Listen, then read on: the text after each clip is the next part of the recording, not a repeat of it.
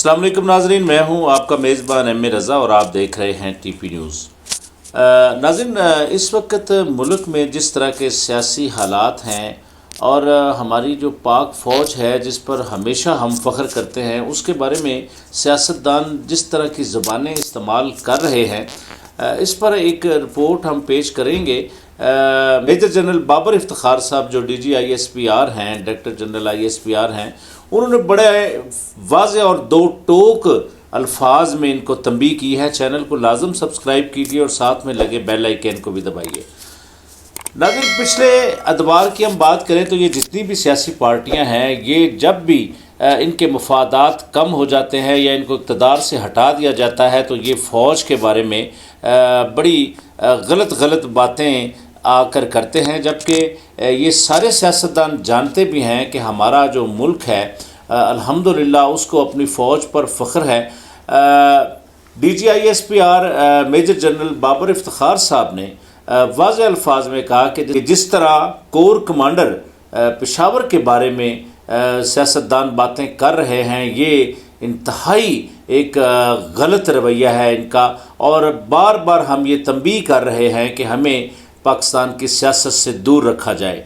और मीडिया के ऊपर भी उन्होंने कुछ कहा कि देखें, आप लोग भी मुस्बत रवैया इख्तियार करें, पाक फ़ौज हमारा गुरूर है, हमारी मुल्की सालमियत की गारंटी है।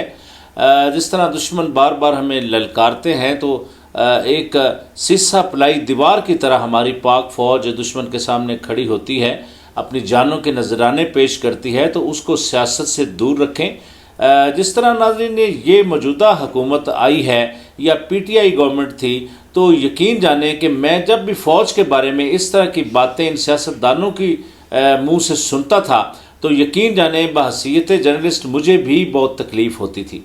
तो मैंने यही सोचा है कि देखिए, आप सियासत करें मुल्क के अंदर, जिस तरह का भी आपका निज़ाम चल रहा है या जिस तरह आप लोग चला रहे हैं, वो सारी दुनिया को पता है कि आप लोगों ने आवाम के लिए क्या क्या सहूलतें पैदा की हैं या क्या आवाम को रिलीफ दिए हैं। आप लोगों की कारकर्दगी, इन तमाम सियासी जमातों की कारकर्दगी सबके सामने है। लेकिन इसका मतलब ये नहीं है कि आपके जब मफादात न रहें तो आप फ़ौज को अपनी तनकीद का निशाना बनाएं।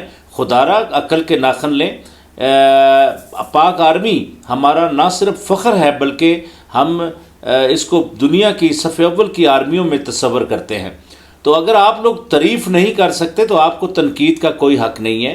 सरहदों के ऊपर आप लोग अपनी लग्जरी घरों में बैठकर करोड़ों रुपए की हेर फेर करके इधर से कमीशन बना उधर से बना, एक पाक फ़ौज, एक पाक आर्मी है जो सरहदों पर रातों को जो माओं के बेटे दुश्मन की गोलियों का निशाना बनते हैं और शहादत लेते हैं।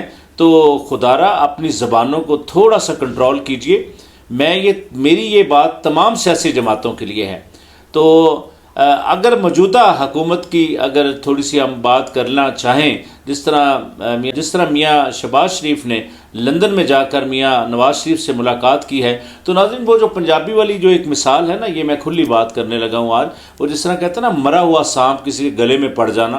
तो अब कंडीशन ये है कि अगर ये IMF के पास जाते हैं तो इनको पेट्रोल महंगा करना पड़ेगा, जो कि ज़ाहिर सी बात है, बिजली महंगी करनी पड़ेगी। इस पर ये नारा 3.5 साल जो PTI की गवर्नमेंट थी, महंगाई का रोना रोते रहे कि आते ही हम रिलीफ दे देंगे, हमें आने दें, हम इतने कामयाब लोग हैं, हम ही चला सकते हैं मुल्क, ये दावे करते रहे।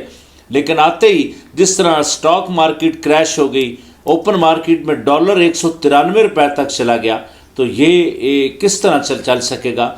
तो ये मैं दोबारा अपनी बात को दोहराऊंगा कि ये मरा हुआ सांप इनके गले पड़ गया।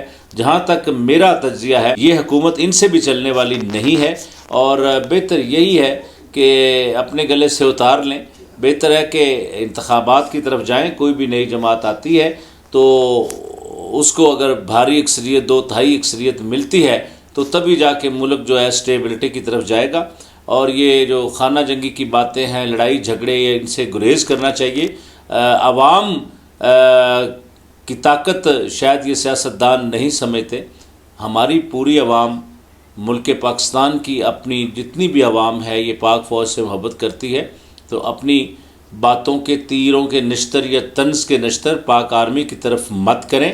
हाँ, सियासी तौर पर जिस तरह DGISPR صاحب نے کہا ہے کہ ہمیں سیاست سے دور رکھا جائے اور انتخابات کے آنے کے متعلق جو سوالات ہم سے ہوتے ہیں تو اس میں یہی ہے کہ یہ فیصلہ سیاسی جماعتیں کریں گی۔